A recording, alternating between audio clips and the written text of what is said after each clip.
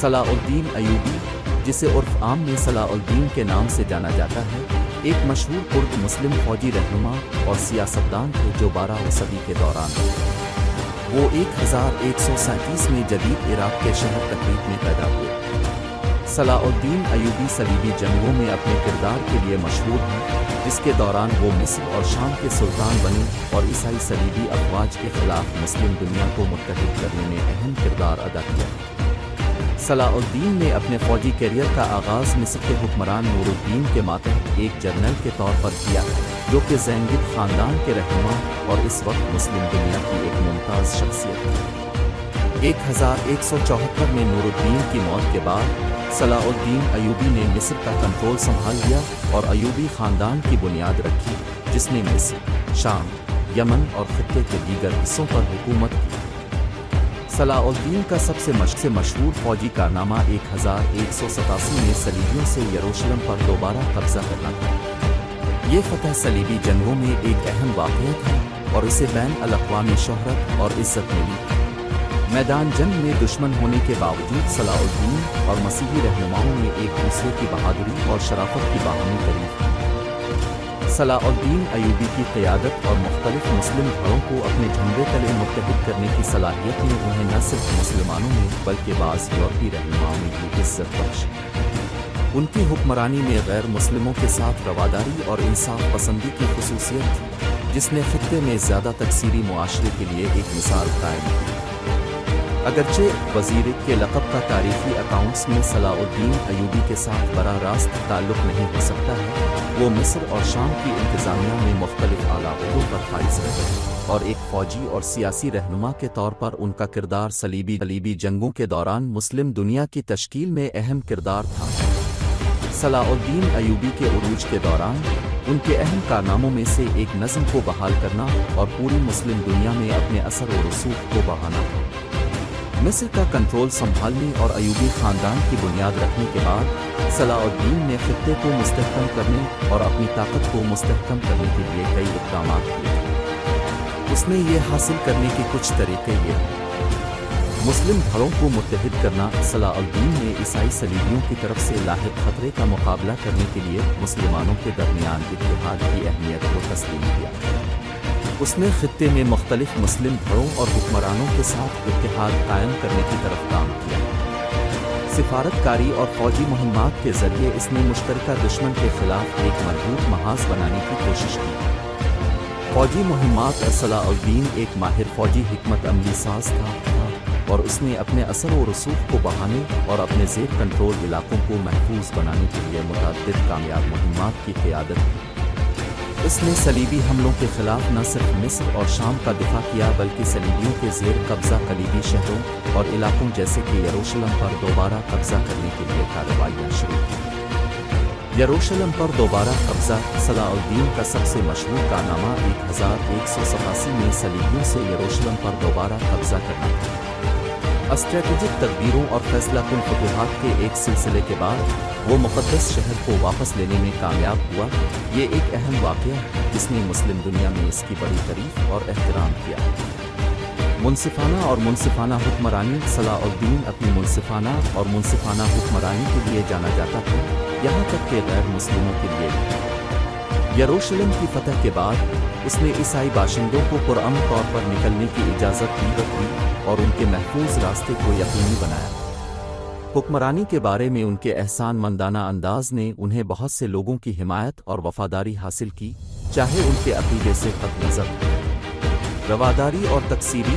صلاح الدین نے مذہبی رواداری کی پالیسی کو اپنایا، جو اس وقت کے لیے غیر معمولی تھی۔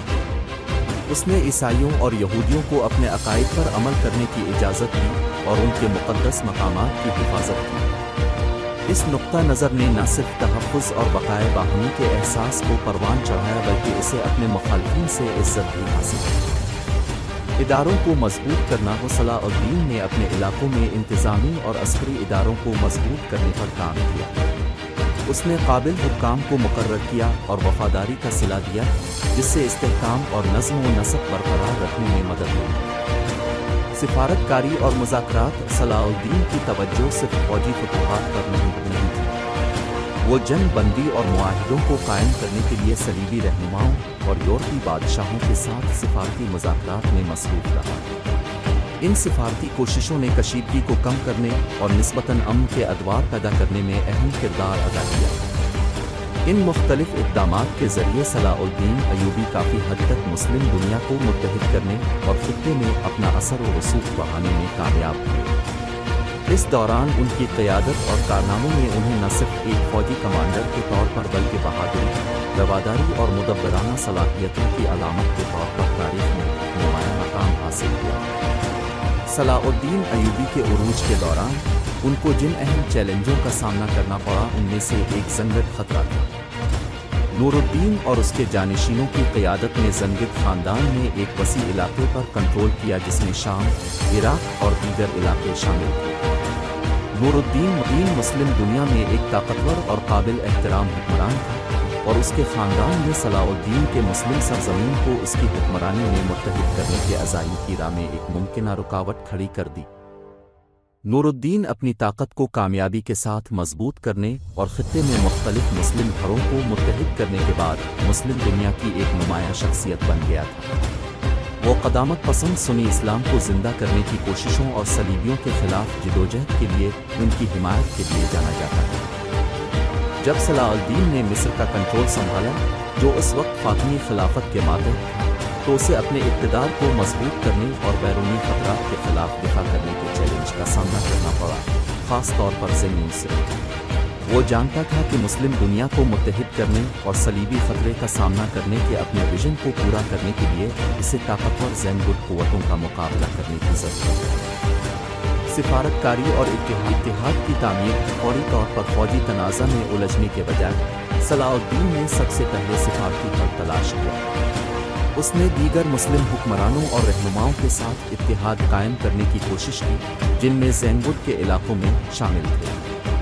اس نے صلیبیوں کے خلاف ایک متحدہ محاذ پیش کرنے کی اہمیت کو سمجھا اور اس طرح اس نے دوسرے مسلمان حکمرانوں کی حمایت اور تعاون حاصل کرنے کی کوشش کی۔ فوجی مہمات اور محاذ آرائی جب سفارت کاری مطلوبہ نتائج پیدا کرنے میں ناکام رہی تو صلاح الدین نے فوجی کارروائی کا سہارا لیا۔ اس نے زینگڈ افواج کے خلاف فوجی مہمات کا ایک سلسلہ شروع کیا جس کا مقصد کلیدی علاقوں پر ان کی گرفت کو کمزور کرنا اور اپنا اثر و رسوخ بڑھانا تھا۔ یہ مہمات چیلنجنگ تھیں کیونکہ زینگڈ زبردست مخالف تھے، لیکن صلاح الدین کی اصلی صلاحیت اور تصویراتی ذہانت نے اسے کئی قابل ذکر فتوحات حاصل کرنے میں مدد کی۔ زینگڈز کے ساتھ صلاح الدین کے تصادم میں سب سے اہم موڑ 1175 میں حما کی جنگ میں اس کی فتح تھی۔ اس جنگ نے مصر پر صلاح الدین کے کنٹرول کو مضبوط کیا اور اسے خطے میں اپنے اثر و رسوخ کو مزید بڑھانے کی اجازت دی۔ بالآخر صلاح الدین کی زینگڈ خطرے کا مقابلہ کرنے کی کوششیں کامیاب ہوئیں۔ وہ زینگڈ خاندان کو کمزور کرنے اور مصر اور شام پر اپنا اختیار قائم کرنے میں کامیاب ہوا، جس نے اپنی بعد کی کامیابیوں کی راہ ہموار کی، جس میں صلیبیوں سے یروشلم کا دوبارہ قبضہ بھی شامل ہے۔ صلاح الدین ایوبی کی فوجی طاقت کا مظاہرہ کرتے ہوئے سفارتی ذرائع کو نیویگیٹ کرنے کی صلاحیت نے ان کی قیادت میں مسلم دنیا کو متحد کرنے اور صلیبی جنگوں کے دور میں خطے میں تاریخ کے دھارے کو تشکیل دینے میں اہم کردار ادا کیا۔